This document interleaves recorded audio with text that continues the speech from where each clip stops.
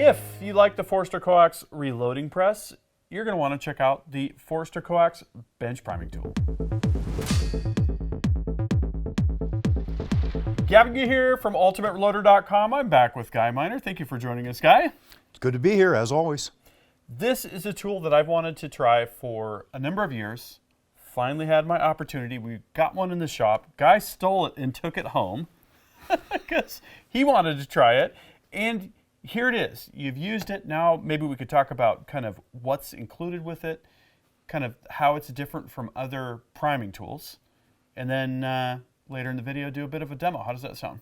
Sounds good to me. It was interesting. I had not used this particular tool or any bench-mounted priming tool before in many years of reloading.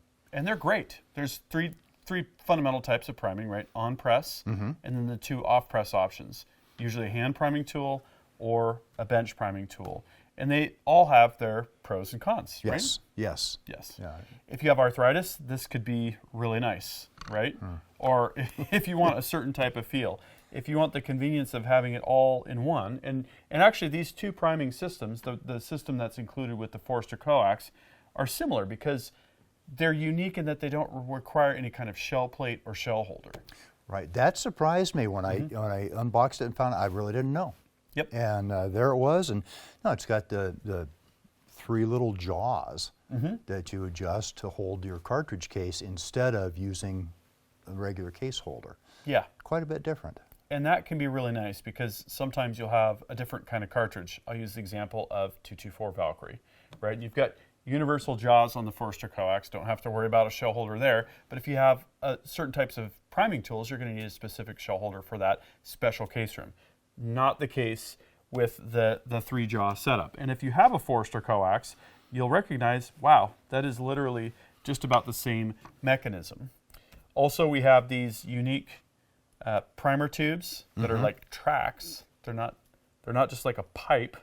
They actually hold the primer kind of sideways, and they side load based on being right here in the primer tray, right? So we can slide that in, oscillate the primers, and they go right in sideways, and then they go right into the tool sideways. Totally unique mechanism there.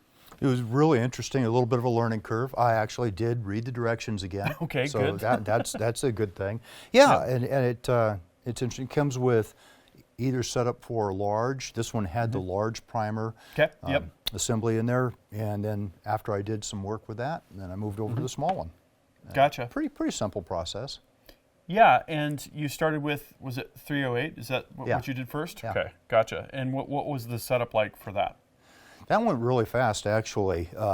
Took the 308 case, loosened up all these jaws, took the 308 case, and then you actually use this primer plunger to center up your case. The punch, huh? That goes punch into itself. the primer pocket. Yeah. Kind of locates it in a way. Yeah, it That's what I does. do over here on the Coax typically. Yep. And so it centers that up, and then you adjust the jaws accordingly to hold that case.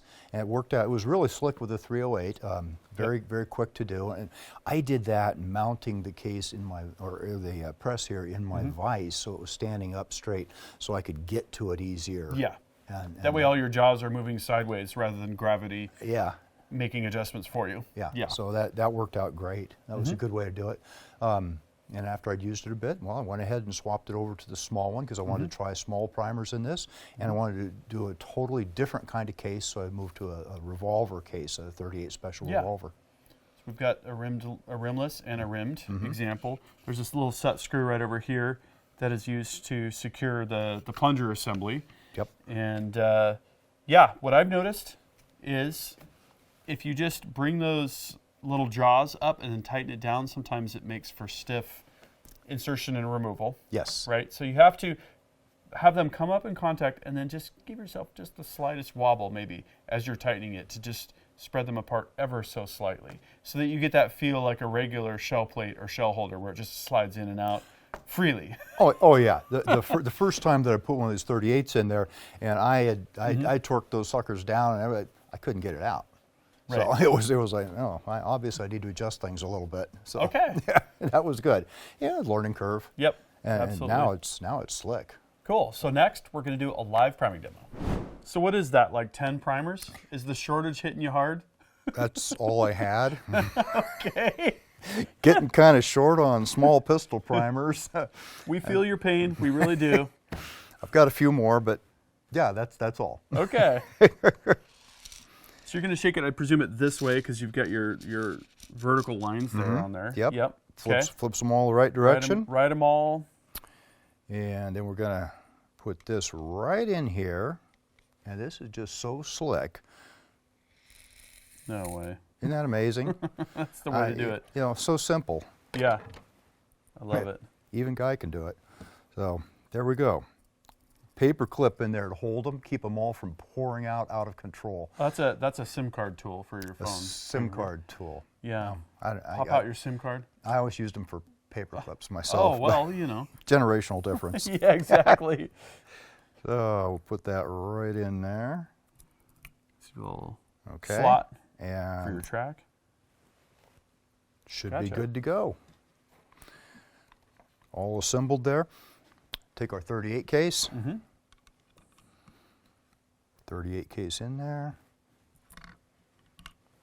Perfectly seated. And Look look at how that. nice and flat that is. I like it. Let me do a couple and turn it over to you. How's Nice. that? Definitely.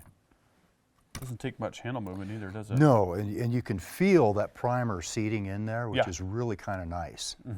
So good feel for All it. right, my turn. You bet. Oh, yeah. Ooh, that's nice. Isn't I like it? that short throw.